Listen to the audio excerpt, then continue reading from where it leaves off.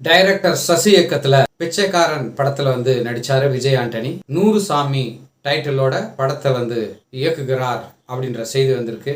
சசி பாத்தீங்கன்னா சொல்லாமலே, ரோஜா கூட்டம், டிஷ்யூம், ஒரு தெலுங்கு படம், இப்படி அவர் இயக்கிய படங்கள்லாம் ஹிட் ஆயிருக்கு, இல்லைன்னா சூப்பர் ஹிட் ஆயிருக்கு. பிச்சைக்காரன் படம் பாத்தீங்கன்னா சூப்பர் ஹிட் ஆச்சு. அதுக்கப்புறம் பிச்சைக்காரன் 2 படத்தை விஜய் ஆண்டனி இவரை டைரக்டரை போடாம அவரே டைரக்ட் பண்ணி அவரே நடிச்சாரு. ஆனா அந்த படம் அந்த அளவுக்கு போல. பிச்சைக்காரன் படத்துல 100 சாமி அப்படின்ற பாடல் தொடங்கும். அந்த 100 சாமி அப்படின்ற டைட்டிலே இந்த படத்துக்கு வச்சிருக்காங்க. பிச்சைக்காரன் 2 படத்தை விட பட்ஜெட் ஜாஸ்தியா இருக்குன்னு சொல்றாங்க. சசி இயக்கிய திரைப்படங்கள்லாம் இது வரைக்கும் ஒரு வித்தியாசமா இருக்கு. இந்த படம் மிகப்பெரிய வெற்றி அடையும் அப்படின்னு நம்புறாங்க. அதனாலதான் சசியை ஒப்பந்தம் செஞ்சிருக்கிறார் விஜய் ஆண்டனி.